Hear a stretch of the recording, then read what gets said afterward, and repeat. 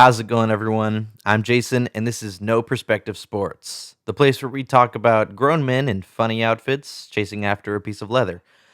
Um, so we got a few interesting topics to talk about today. The first one of which is the Hall of Fame game, which took place just this past Thursday, August 4th, and it was between the Jaguars and the Raiders, the first preseason game of the year, and the Raiders won 27-11. It was it was a somewhat interesting game. There were a few notable things. The first thing I thought was interesting was just I didn't realize because of the new game that they added to the schedule last year, and since it's a 17 game season instead of a 16 game season, they removed one of the preseason games, so there's only 3 preseason games and then one bye week, except for these two teams, which they still have to play four. They have to play the Hall of Fame game and then 3 more preseason games the 3 weeks after this, which I didn't realize that that's how it worked. But yeah, I don't know if that's a plus for them or if that's a minus if they want the extra practice time to kind of gauge how players are going to do, or if they would rather have like the less injury concern that they're going to lose players because of some crazy accident. Either way, they've played this game Thursday. I watched through it. Well, I at least attempted to watch through it. There wasn't anything too notable. I did think some of the players stood out. I think the one of the real standouts was Raiders backup quarterback Jarrett Stidham.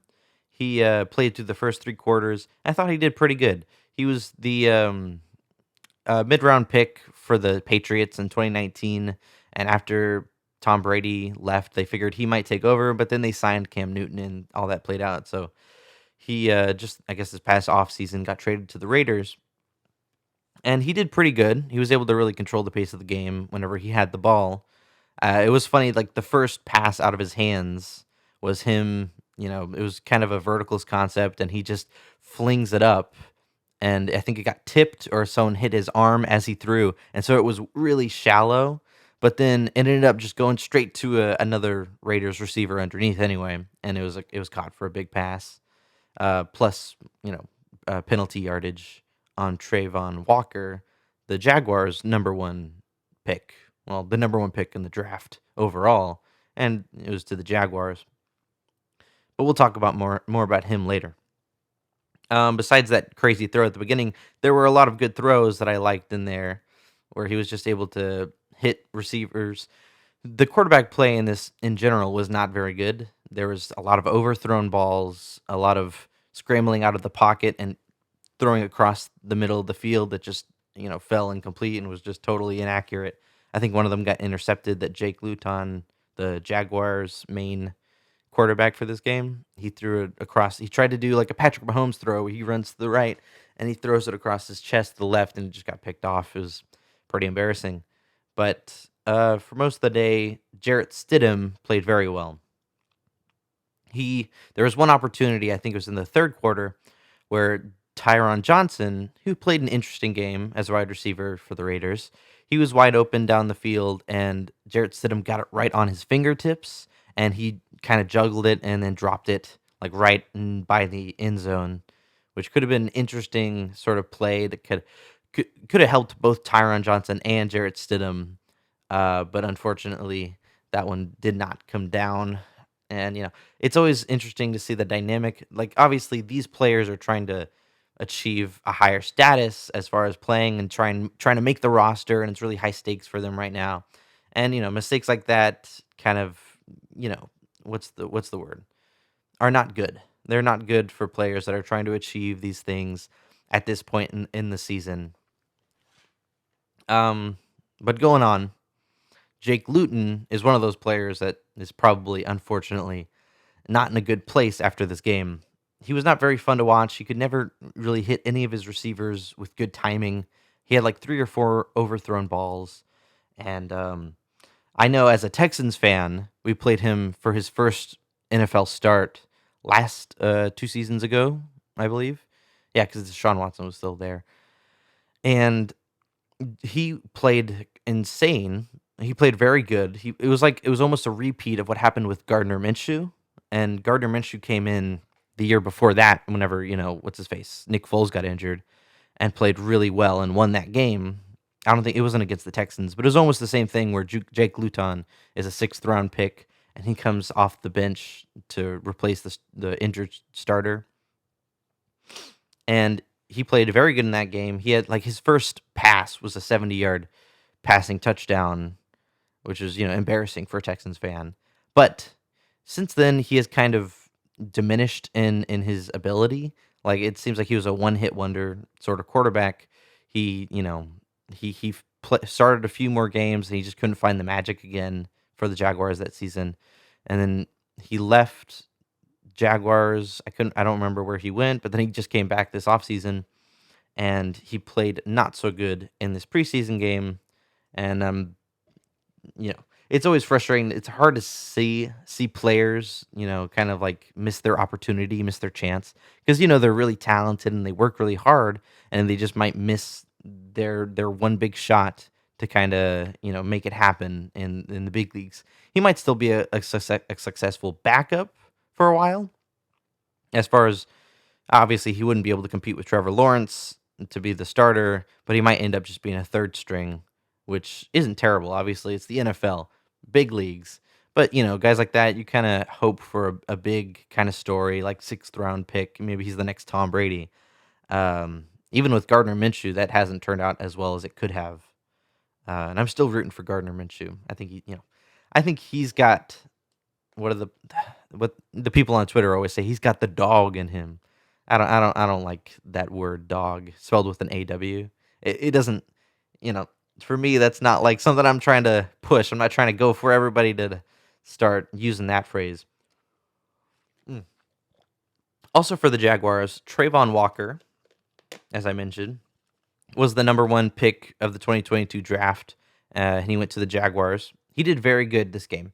His first, the first thing he did was what's the word I'm trying to think of? The first effect he really had on the game was he tried to go in. He applied a lot of pressure to the quarterback, but then he ended up getting a penalty, and it was kind of like, oh, there was your number one overall pick, undisciplined. But then he really picked up the pace and for the rest of the snaps that he played, which was obviously limited. And he got a sack. I always felt like I always saw him applying pressure and kind of closing the pocket in on itself. It's good to see that he's taking the steps as an athletic character to really make a big impact in the game. Because I was nervous at first whenever all the draft boards kind of switched around and took Aiden Hutchinson out of the number one overall pick, and they moved Trayvon Walker up. It was like, where did that really come from? But it's impressive to see that he's able to make a difference. And hopefully he can fulfill that role, that kind of mindset of being the number one overall pick, which I know it's hard to do, and not everybody can do it. I.e. Jamarcus Russell cannot always fill those shoes. Honestly, so many number one overall picks can be pointed to. Jared Goff, right? Or was he number two overall? Oh, man. Which one was first, Carson Wentz or Jared Goff? Somebody tell me. Baker Mayfield has just been traded, which, now I'm not going to, I'll talk about that someday, but, not today. And, just a lot of number one overall picks that Jadeveon Clowney. Oh, man. This is really testing my football knowledge to know if any of these guys are actually number one overall picks. Well, anyway, even Jadeveon, for the floor for number one overall pick, I guess, is Jamarcus Russell. But usually they're at least impactful in the game to some extent. Obviously, you're not going to find a Patrick Mahomes. It's not going to be correctly projected every time that they're the number one overall pick. But you will get your Myles Garrett sometimes where it's, he's consistently going to be, vying for that defensive player of the year. And he's always going to be like first or second or third in sacks. And I think, one of these years, he's really going to step up his game and just obviously competing with TJ Watt is not easy. He played incredible. And Aaron Donald, there's a lot of really good defensive players right now. And so it's harder for Myles Garrett. How did I get off on this tangent? Well, let's get back on track. The Hall of Fame game. I did read that this game's ratings did not do as well as like last year's ratings, which was the Cowboys and the Steelers. Which I mean, they're just ratings, but it is something interesting. I suppose that could be because we're still coming out of COVID, and I know people felt like the football withdrawals a lot stronger during COVID, and also it is Raiders and Jaguars, not as big as like Cowboys and Steelers, which are two huge fan bases. So it's not that notable. Besides that, it was an interesting game. It was fun to watch, but hopefully we got a lot more good football up ahead. All right, our next topic is going to be on the Madden ratings. I have a lot to say about Madden ratings. They just came out this past month for the Madden 23 game, and Madden ratings have sort of turned into a popularity contest. There's a big disconnect between like on-field production and what is showing up in the Madden ratings. A lot of really good players that we can see and we can gauge how good they are based on the statistics, which I do like statistics. I do feel like they help to really separate the good from the bad. If somebody is, obviously it's a team game, but if someone is taking the opportunity by their team to make good plays, then they should be rewarded and acknowledged for having those good stats and not just cast aside and saying, oh, it was a good team. But to that extent, I feel like some players are getting really good ratings who don't have the stats, and some players who don't have the stats or do have the stats are getting really bad ratings. One of the big topics is last year's rookie quarterbacks, where Trevor Lawrence, Zach Wilson, Trey Lance, Justin Fields, and then Mac Jones were the five main first round quarterbacks that started last year, at least in some capacity.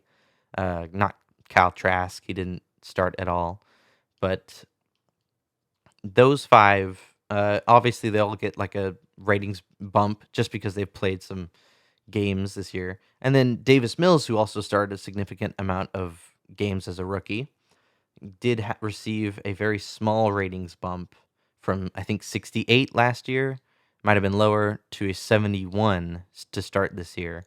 But when comparing it to everyone else's Madden ratings, all the other rookie quarterbacks, like Zach Wilson is still ahead of him despite playing not nearly as well.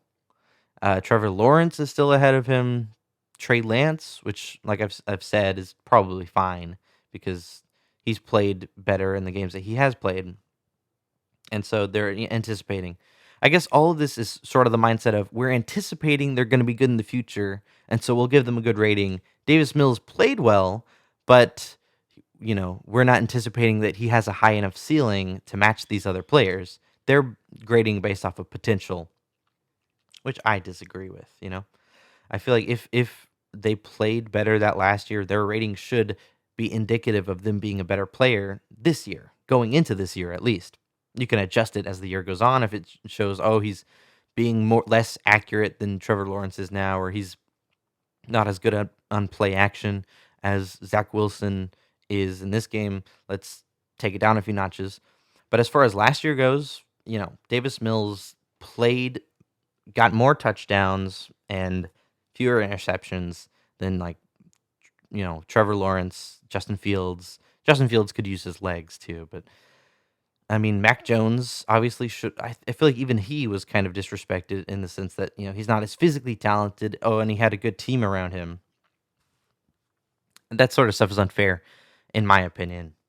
But another one that frustrates me is sort of the there's no injury factor, and this is something a lot of people have noticed. Is like Christian McCaffrey is, he was injured for like let's see. How many games did he play? I think I wrote it down. He played, I think it was just 10 games in the past 2 seasons, which is 7 last year and only 3 the year before that. I guess two seasons. I shouldn't say years because that's confusing. But in 2 seasons, he's only played 10 games total. And yet he still has a Madden rating of 96. And that number is most likely drawing from the 2019 season, where he had over 2,000 scrimmage yards. He had 1,000 yards rushing and 1,000 yards receiving, and tons of touchdowns, which he played incredibly in that season. It's just that since that season, he's been so injured, it's hard to gauge really how good he is. And yet he's still a 96. Whenever, like, Derrick Henry is a 97, which he was injured last year for half the year. And he played really well whenever he wasn't out with an injury. Nick Chubb is a 96 who also missed games last year.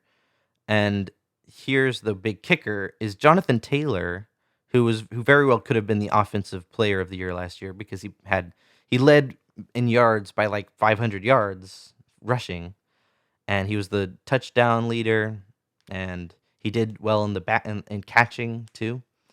And obviously he was the fantasy football, king. Everybody loved him in fantasy football.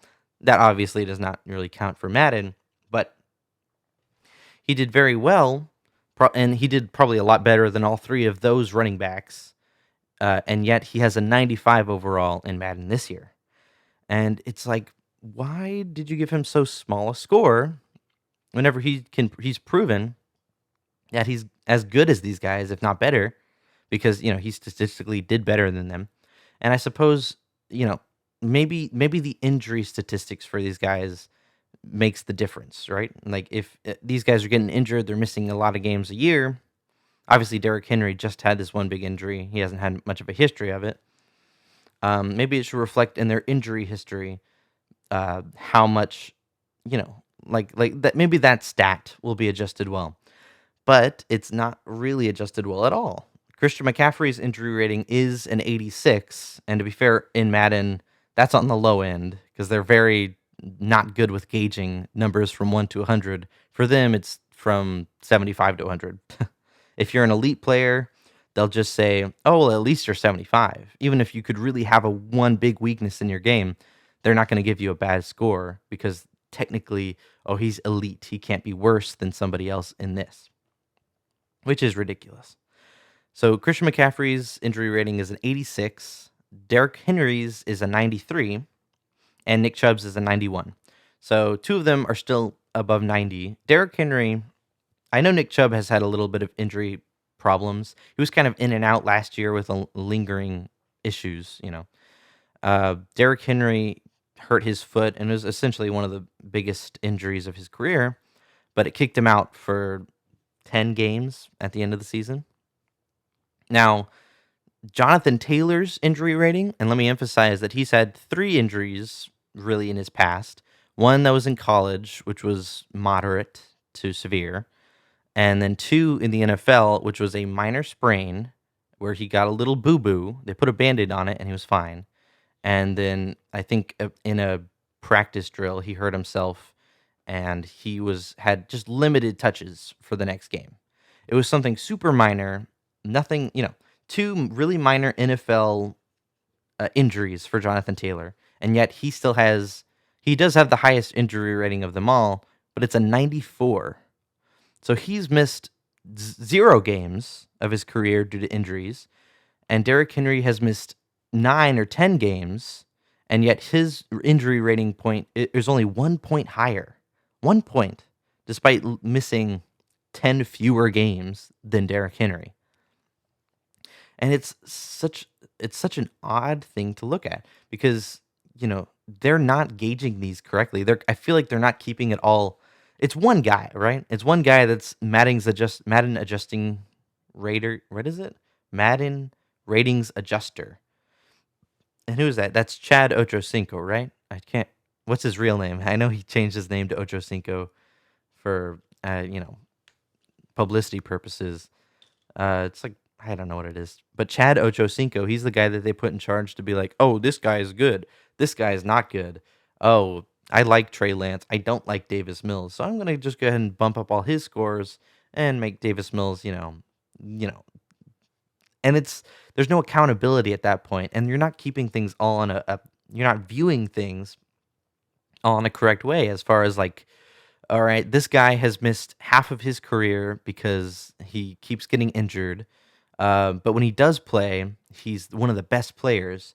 So if I put his injury rating at 50, which would make sense because he's out for 50% of the games, that would take his overall down from like a 95 to like an 89, which probably wouldn't even be that big of a jump. But he's like, I'll just put it at a 75, just to be fair. Meanwhile, what offensive linemen who miss like 5 or 6 games a year, not as much as like say this hypothetical guy will get like a 60 injury rating because they're offensive linemen. There's no consistency. It's not easy to gauge. I suppose the issue is like if you're injured on offensive line, there's no way you're playing through the injury because I mean, did you guys see last year when Tristan Wirfs tried to play through his like ankle injury and he's like, "No, coach, put me back in the game." It was like one of the last games of the year. And he's in there at right tackle, and they go hut, and he goes ooh, ooh, and he just like immediately falls over, and the guy he's covering sacks Tom Brady easily, and it was embarrassing.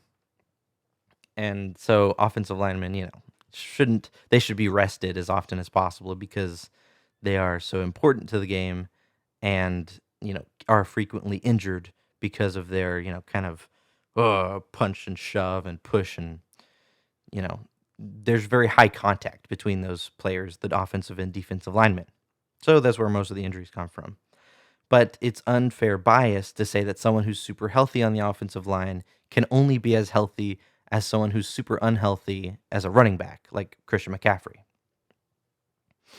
And so that's I'm saying either Jonathan Taylor's stats need to be higher or the others need to be lower. There has to be some sort of accountability and, evenness between all of those statistics, especially the injury ratings. Um and as far as overall goes, I think that injury should have more effect on the overall number. So like someone can have an injury that's like 50 and their overall is still like 80 or 85 or some high number just cuz like they have like 99 speed or whatever. And I think it should be weighed more heavily because it does affect how they play. I'm not going to trade for Christian McCaffrey as a GM because I know he's going to be injured maybe half the games of the season just based on his history. Even though he's like a 96 overall, I'm not going to trade for him, and I am going to trade for the 90 overall, or like I would trade for an 87 overall Kareem Hunt, probably at the same level I would trade for Christian McCaffrey because you get slightly less production. Honestly, Kareem Hunt's very talented, so it's not that much less production.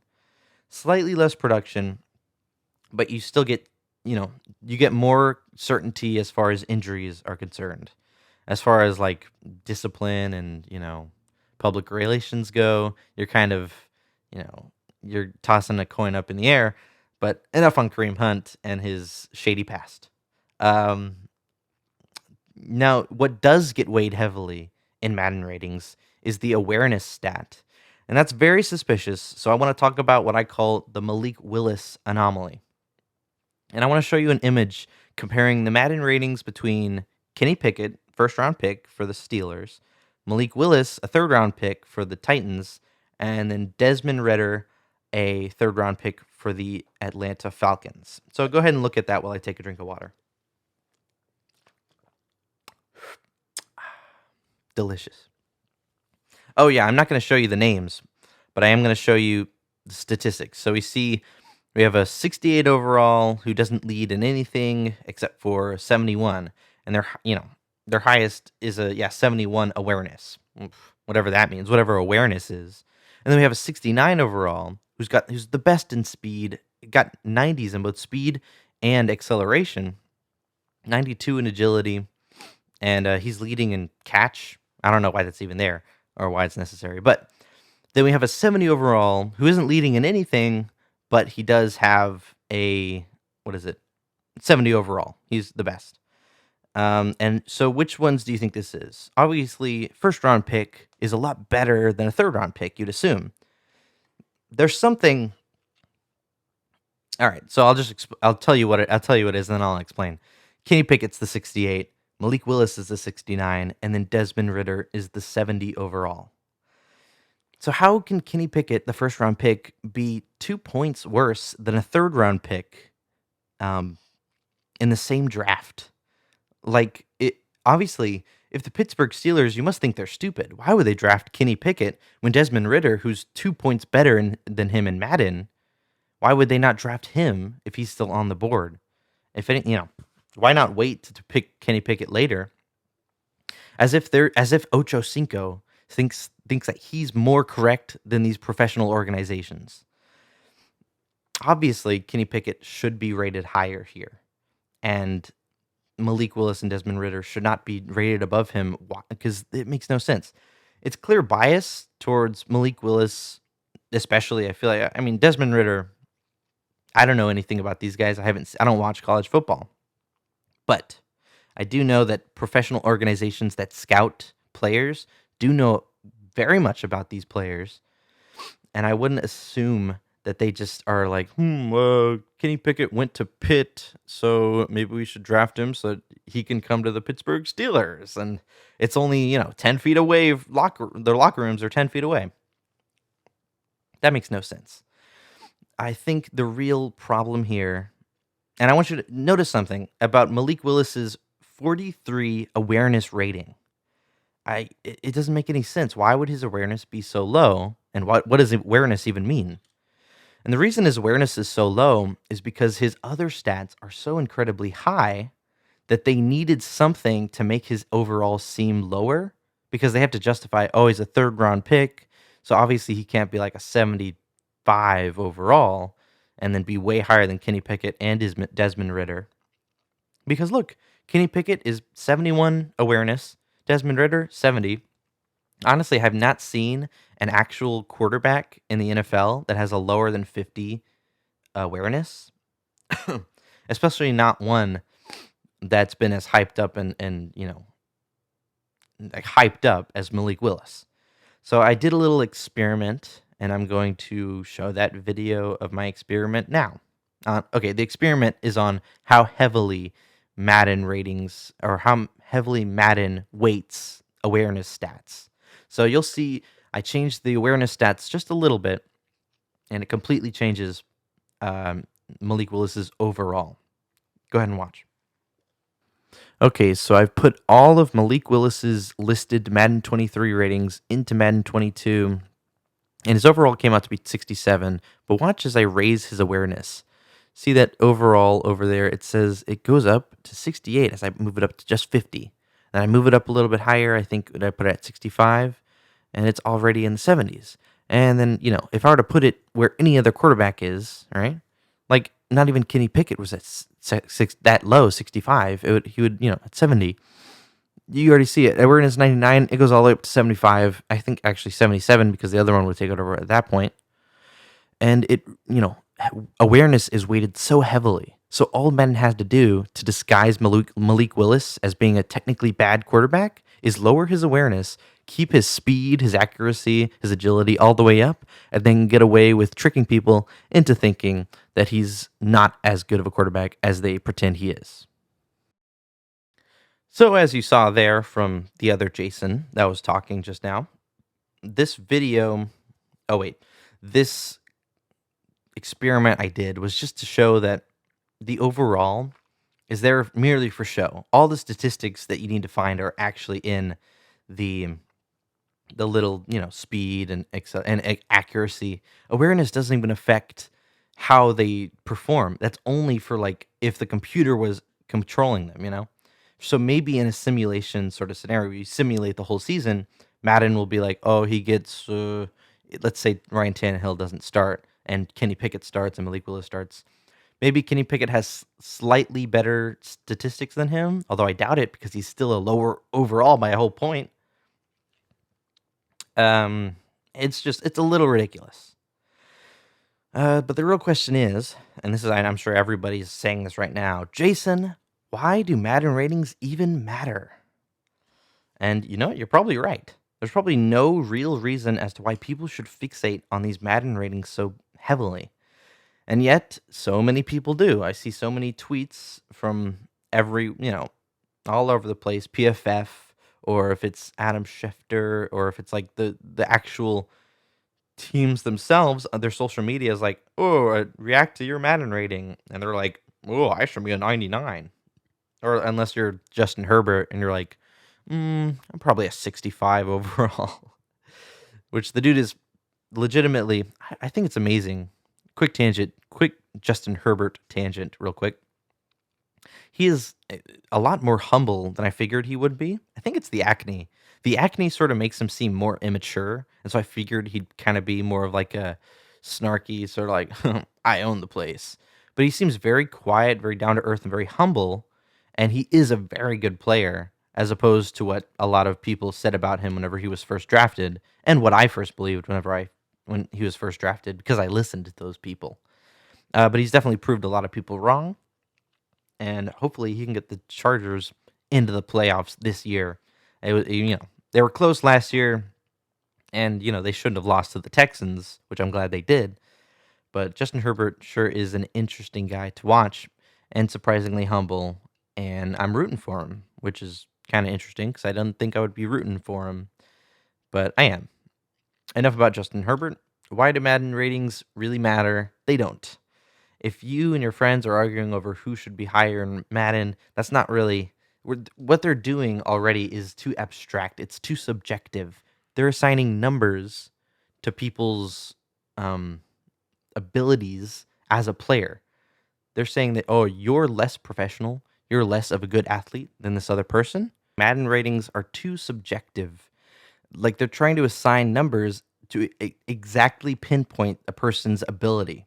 Like if you were to throw 100 passes in the NFL and you were to hit only 68% of them, then they could make, oh, your accuracy. I guess that's pretty good for an NFL quarterback. 68 is not terrible. That's about middle of the road, but they're still going to give it like an 80 or a 90. Just because, if you're hyped up more than other people, or if you do better in training camps, or you have a good highlight reel that you post on Instagram, there's all these things that go into these Madden ratings that are just completely one person's opinion. And if you don't agree with them, that's fine. I'm still going to think that Davis Mills is a better player than Trevor Lawrence, even if he's like 3 points less than him in Madden. And I'll still probably play as him in Madden. Probably not going to buy the new Madden game, but I will still play as him even after even after people are like, oh, he's probably not good, just because I believe in him. And he's fun to root for, being just a third round pick that nobody liked, that even I think the Texans organization was like, whatever, we'll just get a quarterback. Why not? And then they try to get Kellen Mond, but then he got picked by the Vikings 1 pick earlier, and they get Davis Mills instead, which I think is pretty funny because I think Davis Mills now is looking better than Kellen Mond does, even though he doesn't start for the Vikings. Regardless,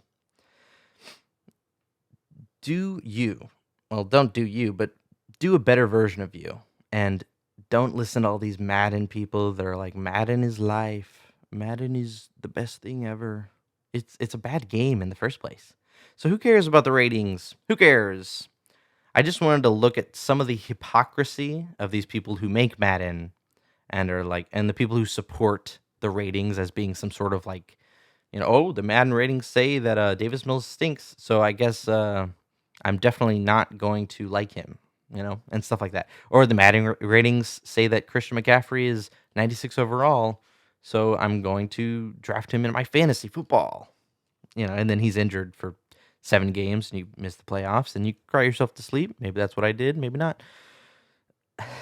And, well, that's all I have for today's episode of No Perspective Sports. I kind of forgot what I did last episode as far as saying goodbye. What did I say? Have a nice day or good luck in your life. Yeah, you could just have a nice day. How about that? Ready? I'm going to say it in 3. Ready? I'm going to do my smile, my signature smile, and go, have a nice day.